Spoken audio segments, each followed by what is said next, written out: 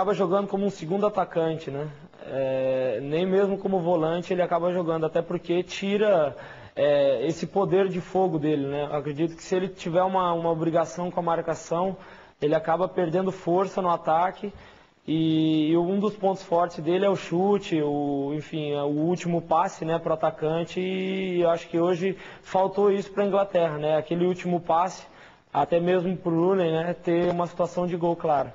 Ok, Lucas, continua aí com a gente, trocando passes. Agora a gente vai voltar à África do Sul. Marco Aurélio Souza vai trazer informações da seleção brasileira. Bem-vindo, Marco Aurélio. Tudo bem, Bob Faria? Abraço para você, para o Lofredo também, para o Carlos Eduardo Lino, para o meu amigo Lucas, que está lá em Porto Alegre também. Abraço para ele. Bob Faria, temos imagens interessantes, muito interessantes para mostrar agora aqui no Troca de Passes. Hoje, no treinamento da seleção brasileira, apenas 15 minutos de imagens liberadas, né? Só o aquecimento, aquela roda de bobo. Ok, isso foi o que foi liberado. Mas na saída, eu conversei com e depois com outro jornalista chilenos, e eles acabaram nos cedendo imagens de um espião do Marcelo Bielsa que estava dentro do treinamento da seleção brasileira. Esse aí, com a mão esquerda no rosto, fazendo questão de esconder o rosto, é o Pac, o sobrenome dele é um dos auxiliares do Bielsa. Ele faz isso já há um ano, esse serviço de espionagem. Ele estava dentro do treinamento da seleção brasileira. E ele foi flagrado por esses chilenos. Aí está ele num outro ângulo, uma outra imagem feita por uma máquina fotográfica, na realidade, ele saindo, ó. Esse é o corredor da escola, e aí dá pra gente perceber que ele de fato está fugindo, entre aspas, desse treinamento. Lá os jogadores na roda de bobo, ó, enquanto os jornalistas tinham permissão para ficarem lá. Aí ele acabou indo. Esse é o caminho. Ele fez esse caminho e acaba chegando nessa outra parte. Essa imagem que a gente repete para você é o sobrenome Pac, mão esquerda no rosto, escondendo, é um argentino, faz parte da comissão técnica do Marcelo Bielsa e tem credenciamento. O porteiro simplesmente viu a credencial, como ele faz com todos os jornalistas, viu que era credenciado, e aí não percebeu as numerações, porque as credenciais elas têm numerações, os números vão de 1 a 9, né? A nossa, por exemplo, tem 4, 5 números. Os membros da FIFA têm todos os números, tem 9 números, e os membros de comissões técnicas têm 8 números. Ou seja, ele tem acesso a tudo. O porteiro não deve ter percebido se era jornalista ou não, e o Pac, sobrenome Pac, o primeiro nome ainda estamos apurando, estava dentro do treinamento da seleção brasileira agora há pouco, e aí as imagens que provam que havia um espião de Marcelo Bielsa no treinamento da seleção brasileira. Bob Faria. Que espertão, hein? Espertão esse daí. Vamos mandar pro treino deles. A sua credencial tá aí com você?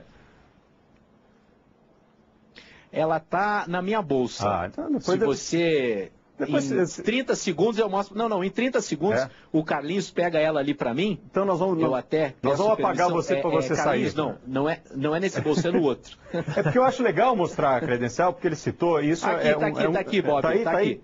É um sistema, né, para dar acesso. Quanto mais números você tem, mais acesso você tem. Mostra aí, cuidado com o reflexo, isso, só pra gente ver onde é que ficam os números. Olha só, no nosso caso... Isso, no nosso caso específico, somos um canal de televisão com direitos de transmissão, por isso eu tenho esse credenciamento. Então você vai ver, ó, eu tenho os números ali, as áreas que eu tenho acesso nos jogos. Tem o número 1, o número 3, o número 6, o número 7 e o número 8. Na realidade eu falei 4 números, na realidade a gente tem 5 números, né? Eu tenho 5 acessos. Afora isso, Bob, aqui em cima, ó, vou até tirar a mão. Dá para ver, tem um outro ticket ali, número 29. É o jogo 29, que eu tinha esse acesso à conferência de imprensa do técnico Dunga. Então, é um outro cartão. Muito bem. Ou seja, tudo é credenciado e a gente pode entrar em algumas áreas. O que aconteceu? Para que o pessoal em casa consiga entender. O Pac estava com essa credencial pendurada no pescoço. O porteiro apenas olhou e ele entrou e ficou entre os jornalistas brasileiros, esse espião do argentino Marcelo Bielsa. Tá certo. E viu rodinha de bobo. Obrigado, viu, Marco Aurélio? Daqui a pouco a gente volta. A gente vai conversar muito ainda na Copa do Mundo. Grande abraço para você. Tá aí o Marco Aurélio Souza. Deixa eu voltar a Porto Alegre para conversar com o Lucas, que já está aqui colocado. Eu queria conversar um pouquinho sobre seleção brasileira. Está confiante na seleção brasileira? Está vendo o futebol brasileiro como um futebol consistente nessa Copa do Mundo, Lucas? Eu acredito que a seleção brasileira já teve alguns jogos difíceis, né? Costa do Marfim e Portugal, principalmente.